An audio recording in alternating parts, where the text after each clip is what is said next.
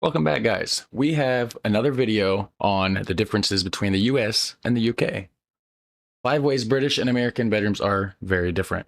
The original channel is Lost in the Pond. The link to the original video will be in the description section down below, as always. And let's jump into it. 5 ways British and American bedrooms are different. I don't really see how the bedrooms might, maybe we have bigger beds or bigger rooms in general. I think our houses in America might be a little bit bigger than the ones in Britain. So yeah, let's just jump right into it. One of the most common bedroom differences I get asked about is, why do Americans sleep with that extra sheet between the quilt and you? Hello, I'm I guess we do Lawrence, and I'm on a sometimes. quest to uncover all of the memos that Britain and America lost in the pond, and one of those memos pertains to bedrooms. In Britain and throughout the world, people need a designated room where they can go to sleep and do other stuff, Right. like reading, for example. But depending on the country that you're in, the bedroom, a word supposedly coined by Shakespeare, might take a different form. And as somebody who has lived extensively in both Britain Did he say coined by Shakespeare? might on the country that you're in, the bedroom, a word supposedly coined by Shakespeare, might take a different form. And as somebody Interesting. who has lived extensively in both Britain and America, this is most certainly true of those two countries. And so without further ado, here are 5 ways that British and American bedrooms are very different.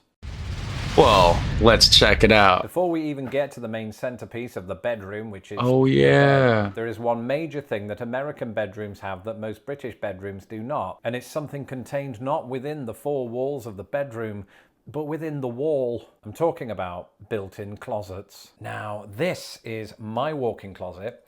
I say mine, it is shared with my wife, of course. I say shared, It's hers. mostly hers. It's hers. So you might be thinking, well, Lawrence, where do British people hang their clothes? And the answer is simple: in a wardrobe that admittedly takes up more space, unless it leads to Narnia. It's interesting. But while America may have the advantage in the closet department, Britain is still leading the way on these. Back in the days when I still dressed Hot water like a bottles, child, huh? you bought me this t-shirt, so you can leave it out. Back in the days when I was still a child, I distinctly remember sleeping alongside a rubber accessory that was filled with hot water.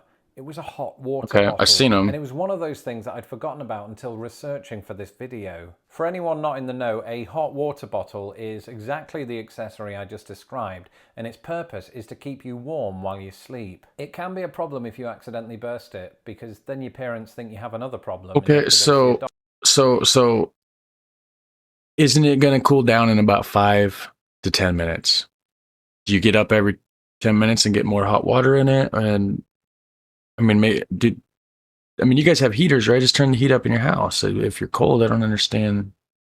It can be a problem if you accidentally burst it, because then your parents think you have another problem Yeah, and you have to right. go see a doctor. Make you Now, piss the with the bed. advent of electric blankets, hot water bottles have seen a decline in popularity. Okay, This is yeah. particularly true in the United States, but I have it on good authority that people still occasionally use them in Britain. But part of me believes Okay. that most of them just use it to refill their tea without leaving the bed. As always, when it comes to comparing British and American things, inevitably it always comes back to size. And you might not be too surprised to learn that American Why is it always a size issue, guys?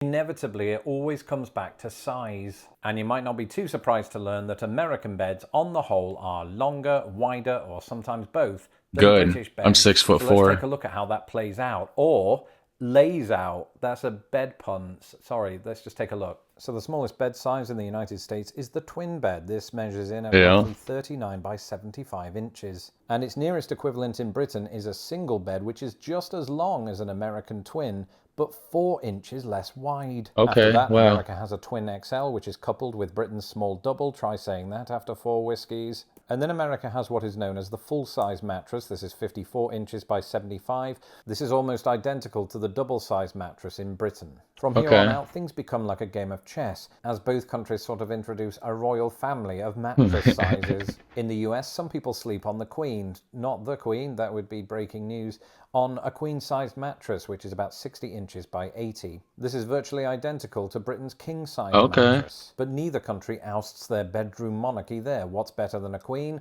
A super queen. In the US, this measures in at 60 I didn't know we had a super by queen. 80. Funnily enough, the nearest equivalent in Britain is called, can you guess what it's called? Can you? King. It's called a super king. Oh, super king? Okay, 72 inches by 80. And so Britain wins, except it doesn't, because America also has a king-size bed. And a California king. By 80. And at this point, Britain's mattresses abdicated the throne, while America's just kept going with the California king at 72 inches by 80. I got the California king. I love it. I am 6'4". I don't know what that is in meters. I think it's like 193, 198 or something. I don't know for sure. But anyways, amazing, amazing, amazing. And that's just showing off. So perhaps this additional size is why Americans are more likely to use one of these.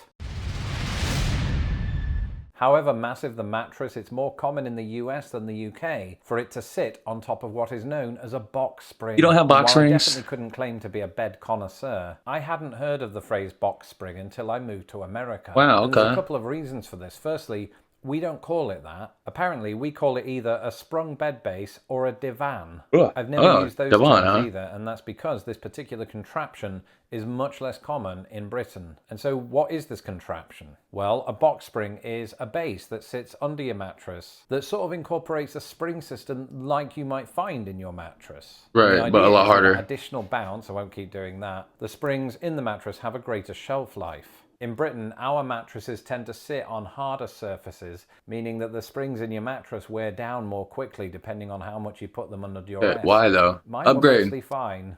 But so much for what goes under the mattress. Let's take a look at what goes on top. The bedding, One guys. of the most common bedroom differences I get asked about is, why do Americans sleep with that extra sheet between the quilt and you? And this is what's known as a top sheet. And while I have read that top sheets have become less popular among younger Americans, they are nonetheless still in wide use. But what purpose do they serve? I don't use one all the time. Aside from adding an additional layer of warmth for Americans that don't know the joys of a hot water bottle, a top sheet is often used for hygienic reasons. The theory being that your body, and therefore body odor and sweat and dirt, doesn't come into contact with the comforter/quilt. And I can get behind this idea because it means you can wash the comforter less often. Who needs bulky laundry? Now, because Americans are more likely to use this approach than British people, they're also more likely to not use a duvet cover because what's the point? What's the duvet cover? This is largely how we get around the hygiene. What is that? What is that? If indeed we choose to. Now, if Reddit is anything to go by, then this is the source of a heated debate. So let me know in the comments below, top sheet or no top sheet. As for me and my American wife, we compromised on both a top sheet and a quilt cover for some reason. That's it for this episode. Let me know in the for some reason how you keep your bedroom. Just keep it general. And don't forget to subscribe to my channel so that my videos don't get lost in the pond. A big shout out to all of my patrons who make these videos possible. If you would like to become a patron of Lost in the Pond, you can do so at patreon.com. Go check out his Patreon, guys. Until next time. He has some great videos.